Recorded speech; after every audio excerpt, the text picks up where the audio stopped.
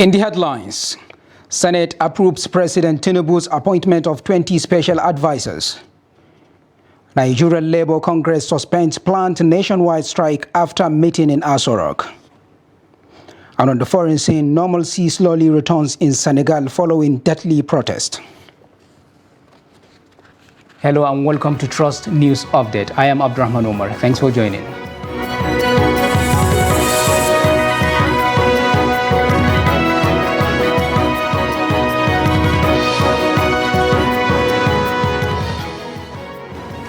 And now the news in full. The Senate on Tuesday approved President Bola Tinubu's appointment of 20 special advisors. This came after the president's letter to the upper chamber seeking the approval. However, the letter read by Senate President Ahmad Lawan during plenary session, Tinubu did not attach the names of the special advisors to the letter. A lawmaker-elect representing Kano South Senatorial District under the platform of New Nigeria People Party, Senator Sumaila Kawu, has frowned upon the imposition of principal and presiding officers in the 10th National Assembly. Senator Kawu stated that only elected lawmakers will decide who emerge as presiding officers in both the Senate and the House of Representatives. He stressed that external interference into the election of leadership of the 10th National Assembly will be resisted by a majority of the federal lawmakers elect at both chambers. Available information reveal that some desperate politicians are planning to undermine, to use undemocratic means to impose lawmakers of their choice to become presiding officers against the wish of the majority. This move is undemocratic, unacceptable, and dangerous to our democracy, as well as the nation as whole, which I am urging you as the critical stakeholders in the political development of Nigeria to join hands with us in fighting imposition, fighting impunity, fighting any undemocratic tendency which undermine the constitution and the psyche of Nigerians. In the meantime, Rivers State Governor Similayo Fubara on Monday inaugurated the 10th State Assembly at the chambers of the Legislative Complex in Port Harcourt. The governor cited Section 105, subsection 3 of the Constitution of the Federal Republic of Nigeria 1999 as amended, which conferred on him the powers to dissolve the previous assembly, in this case, the 9th Assembly, and simultaneously proclaimed the 10th, which will begin by electing principal officers of the House. The governor inaugurated 32 members of the State Assembly, which comprises of 26 male and 6 female members, respectively. I, Similayo Fubara, Governor of Rivers State, in exercise of the power bestowed upon me by Section 105, subsection 3, as aforesaid, and of all other powers, enabling me in that behalf, hereby proclaim that the first section of the 10th Rivers State Assembly holds 10:00 a.m. on this day, Monday the 5th June 2023. I hereby declare the House inaugurated.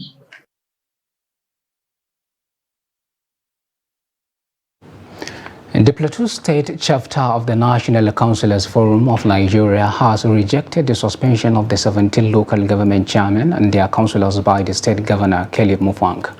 The governor, in a press conference in Jos, says the action of the governor is aimed at illegally achieving what the PDP was unable to achieve in 2021 at the poll, adding that they remain the elected councillors in their respective wards. Adu Musa has the rest of the details. Disagreement between the state government and members of the opposition All Progressive Congress has continued to raise doubts, especially after the suspension of the 17 local government chairmen and their councillors in the state. Just like their chairman, the councillors also said the State House of Assembly and the governor have no right to suspend them, insisting that their actions were illegal and uncalled for. We are aware that there is no provision in the Plateau State Local Government Law and the Constitution of the Federal Republic of Nigeria that empowers the governor or the Plateau State House of Assembly to pass resolution or an advisory or recommendation to suspend democratic structures at the local governments. The chairman also says their suspension is not backed by any law and cannot therefore be replaced with caretakers. Our tenure, as spelled out by the law, is 3 years and is still in existence, and the action and the illegal suspension in order to truncate our lawful tenure and mandate of 3 years provided by Section 23 of the Plateau State Law, Plateau State Local Government Law 2016 is not in accordance with the law. While expressing their readiness to defend themselves before any investigative panel on the alleged financial misappropriation, they call on the governor to follow the path of honor to reverse his decision and allow them to complete their statutory tenure. To attend to any lawful investigation of financial impropriety by the agencies with the mandate under the law, should it be considered necessary. The state chapter of the party had on Sunday, in a press conference, warned that the suspension of the elected chairman and their councillors is capable of generating political instability and bad blood. Ado Musa, Trust TV News, Jos. Talks between government labor unions resumed on June 19. Organized labor on Monday night put off its planned strike over the removal of petrol subsidy by the federal government to allow for further consultations. The decision was announced after a long meeting between representatives of government and leaders of the Trade Union Congress, TUC, and Nigerian Labour Congress, NLC. Both sides also agreed to establish a joint committee to review the proposal for wage increase and establish a framework and timeline for implementation. Kendi Amadou reports. The country continues to wade through the blowback of President Bola Tinubu's declaration on May 29 that fuel subsidy is gone. Monday's meeting was a follow-up to two earlier meetings on May 31 and June 4. At the end of the meeting, some resolutions were reached, including the establishment of a joint committee to review the proposal for wage increase and the review of the World Bank financed cash transfer scheme to include low-income earners in the program. As you are aware, the $800 million loan did not really capture the low-income government workers. So we basically will be talking about how to include them in that scheme. What is paramount is that for now, the strike has been put on hold. The parties agreed as follows. 1, the NLC is to suspend the notice of strike forthwith to enable further consultations. Both sides have agreed to certain long-term processes: the revival of the compressed natural gas conversion program, the establishment of a framework for completion of the rehabilitation of the nation's refineries, and review of issues hindering effective delivery in the education sector. The federal government is also expected to provide a framework for the maintenance of roads and expansion of rail networks across the country. And we from Labour, all we want to encourage government is to take this seriously, because this government is just coming. This may be the first agreement that is being signed by this government that was inaugurated on May 29 by President Tinubu's administration. So I want us to commit to get these issues resolved as soon as possible. It would seem the demand for the pump price of fuel to return to status quo has been shelved. Labour is even looking at cheaper alternatives of energy. Deposit here can sustain the country for the next 500 years. You see, clean energy, eco-friendly, and cheaper. I think the whole battle we are having now is the issue of the cost being at 500. And by our last meeting, during Silva's time, we were talking about 90, 90 naira. So if this government achieves an option or alternative that is even under 90 or 120 or whatever, I think every one of you will be clapping for them.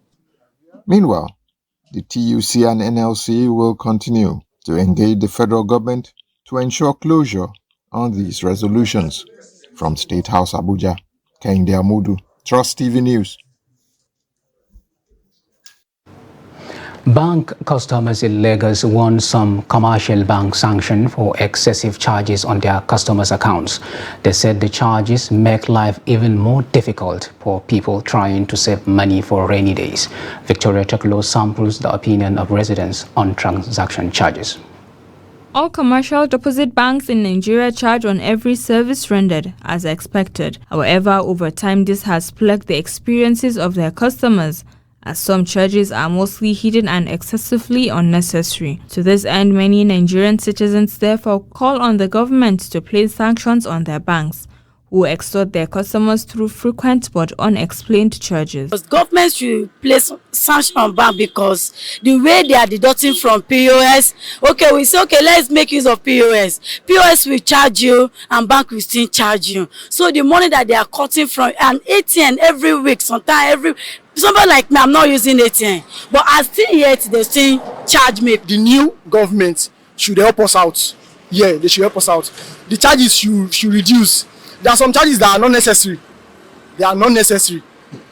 So I think the new government should help us. Some say charge on automated teller machine card is as high as 1,100 naira, and yet some banks are still charging on every transaction done on the debit card. And some don't even make use of the debit card, and yet a sum of 2,000 naira will be deducted from the account. They are making things worse for more especially the poor people. There are people who don't feed 3 times a day.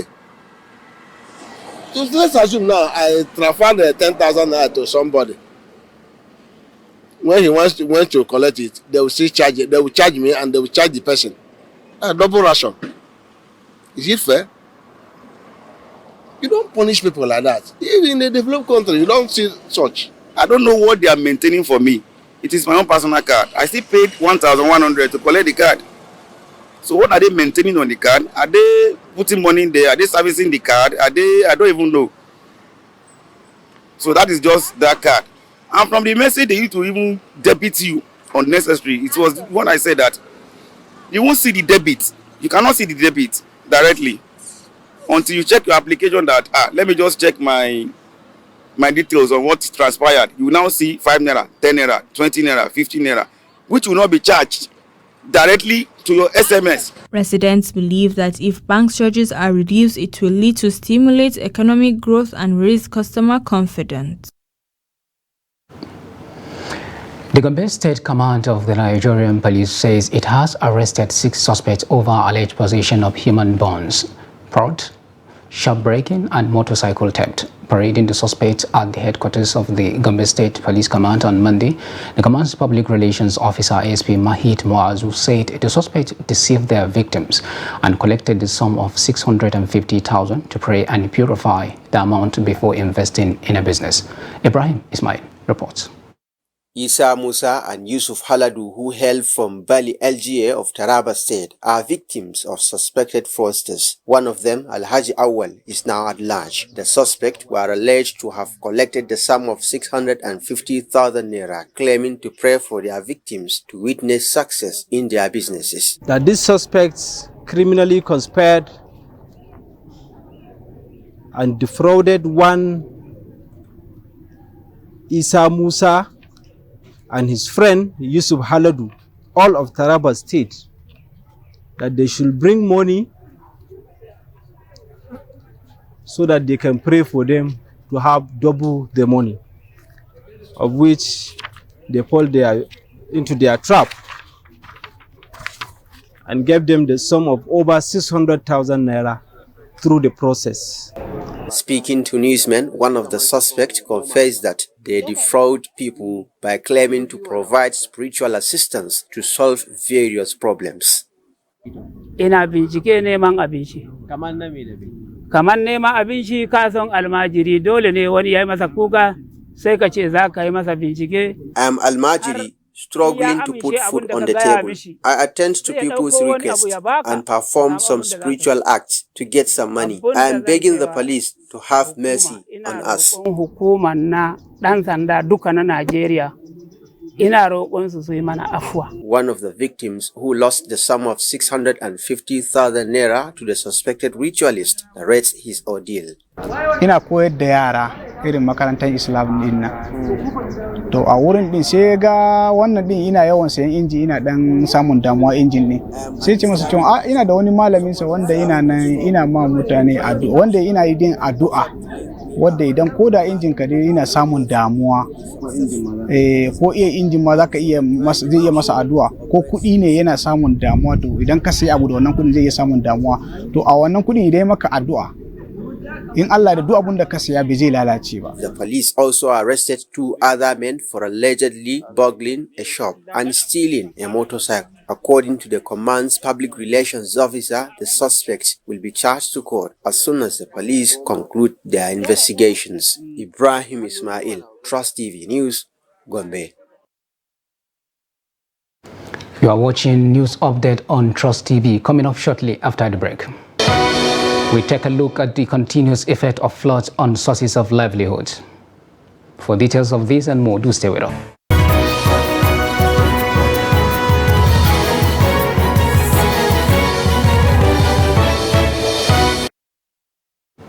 Welcome back, and if you are just joining us, this is News Update on Trust TV. Now we take a look at the recap of our top stories.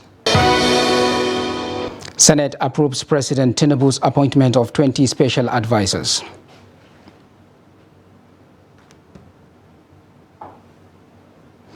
Now moving on to more stories.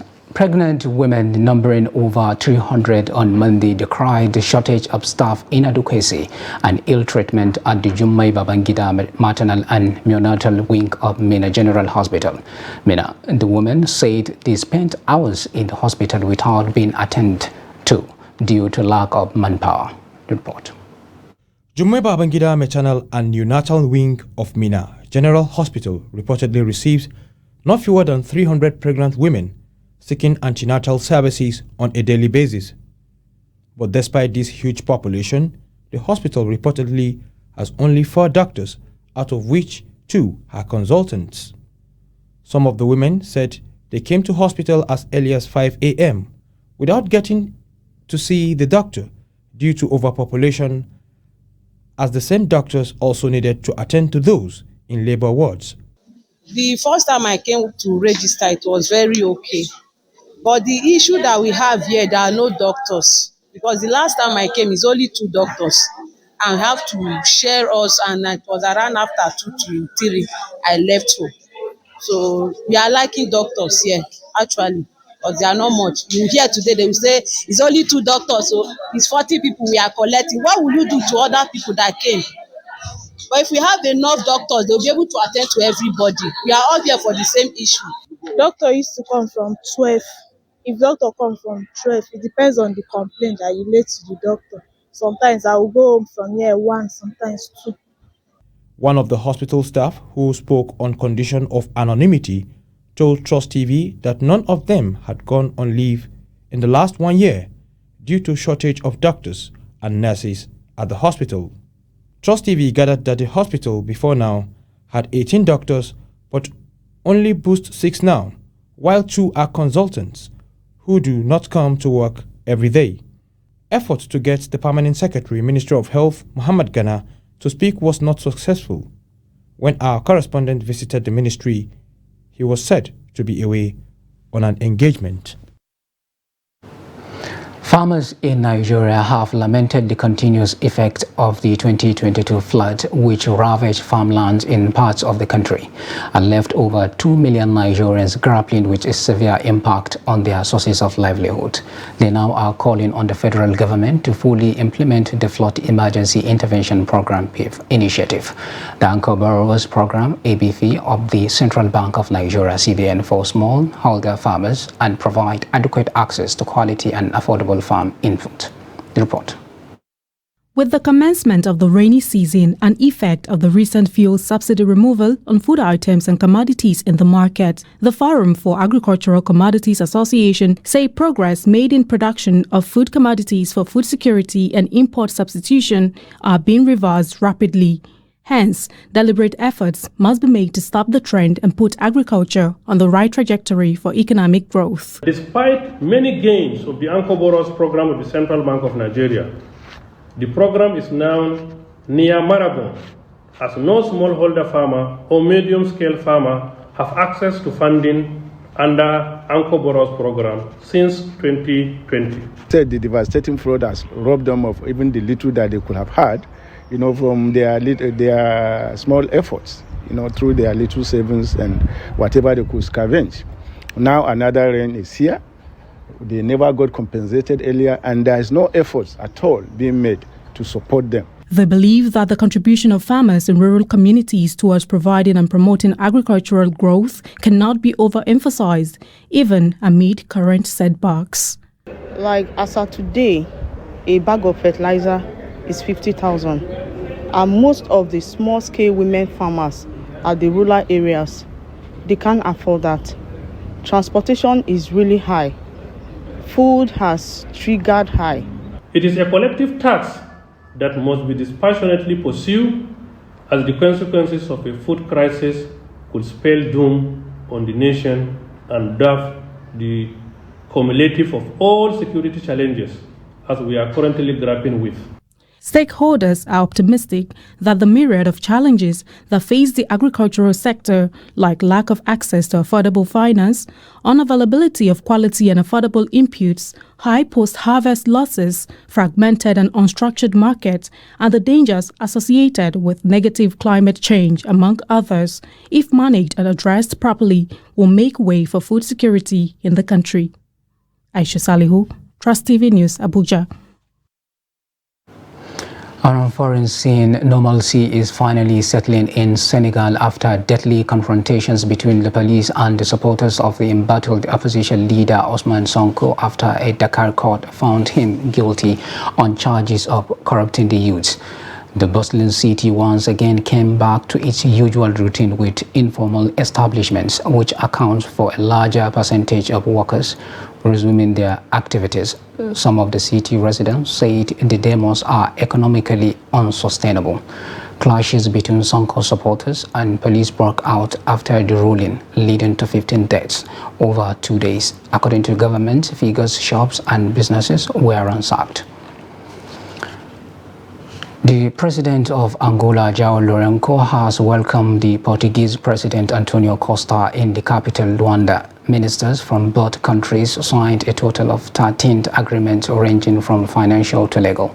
The Portuguese Prime Minister announced a significant increase in the credit line granted to Angola. The cooperation program signed between Portugal and Angola will last until 2027. And finally, on sports news, promoter Eddie Hearn says he has made an offer to Dillian Whyte for a rematch with Anthony Joshua this summer. On Saturday, Joshua, who beat Whyte in 2015, posted on social media to say he was unaware of any talks of a rematch. But Hearn said both men won the fight, and Joshua is also closing in on a deal to face Deontay Wilder in Saudi Arabia in December. In a heated affair, Joshua, 33, knocked out Whyte in the 7th round of their British title fight to avenge a loss to his rival from their amateur days. Olympic gold medalist Joshua went on to become a 2-time world champion, while Whyte, 36, lost his only world title challenge to Britain Tyson Fury in 2022. Defending champion Iga Swiatek set off a rematch of last year's French Open final against Coco Gauff by moving into the Roland Garros last 8. Swiatek, going for a third title on the Paris clay, progressed when Ukraine's Lesia Turenko retired ill as the Polish player led 5-1 in the first set.